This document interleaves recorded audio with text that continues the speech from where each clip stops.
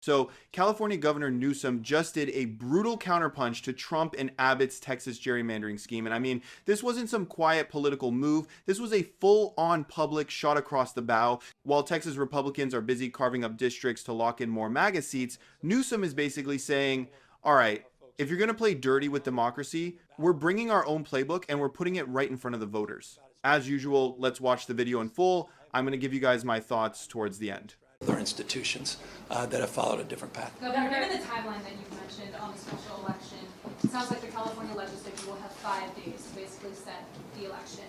When will the maps be released to give the public ample time to at least review them? Well, that's a question for all of our folks here, but bottom line, it's going to be in their ballot box. It's going to be on their ballot. So it's about as transparent as it gets. I have not been privy to the map. I'm mapping out a strategy to make this successful. I have not looked at any maps. I told you that yesterday, told you that last week, and that continues to be the case today. As it relates to that map and that process that's going through, by the way, it's very transparent because these are familiar maps. The independent redistricting has taken over 10,000 hours of testimony and public comment over the years, and they've bandied about many of these maps that have been seen before. So it's a very familiar process. It's not a very complicated process. It may appear to be, but it's not.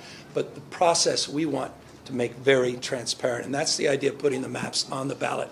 And that was something for me was a red line, and it's something that I think is foundational in terms of this effort. So does it not matter what people think that in the 5 days that the legislature has the time? I mean, this is for really legislative leaders. Is 5 days an adequate enough time for the public to review what you will present to them on the ballot? So I can tell you this, Ashley, that maps we anticipate will be available next week. Our work began with the work that was already done, as the governor just mentioned, by our independent redistricting commission. Once these maps are released, voters will have the opportunity to digest these maps, review them for weeks and months leading to this election. If there is another state with a more transparent process where voters will get the ultimate say in these new maps, please let me know what it is, or if there's a state doing it, because we are going above and beyond to ensure that, one, we are protecting the Voting Rights Act, and that we are sending the voices of our most vulnerable to Washington, D.C. But when it comes to the maps, we anticipate these maps to be available next week. Governor. All right, so here's the thing. While Newsom is doing his, hey, I haven't even seen the maps routine and playing up the ballot transparency angle, we've got to talk about the bigger picture here, because this isn't happening in a vacuum. This is California basically loading the political shotgun in response to Greg Abbott and Donald Trump trying to rig Texas maps like it's their birthright. I mean, look at the receipts. Trump has been openly calling Republican governors to push mid-decade redistricting. Abbott waffled for what, a week? Then folded like a cheap lawn chair when Trump told him to. And now Texas is on track to carve out 5 extra GOP House seats by slicing up minority communities and stacking them into as few districts as possible.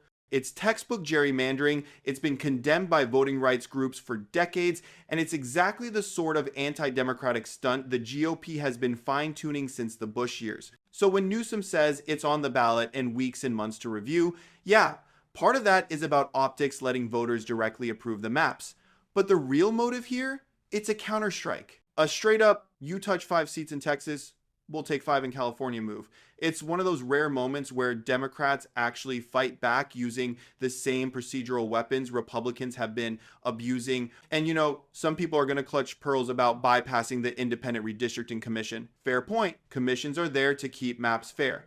But the GOP abandoned fair a long time ago. When the other side is openly rewriting the rules in the middle of the game, you either sit there and lose or you play hardball. So yeah, California saying we've got the Voting Rights Act on our side, we're protecting vulnerable communities, and if Trump's crew wants to start a national gerrymandering arms race, fine, we're not showing up unarmed. Let me know your guys' thoughts down in the comment section below. While you guys are down there, do me a massive favor, hit that subscribe button, and also give the video a thumbs up as well. I appreciate you guys, and as usual, I will see you guys in the next one.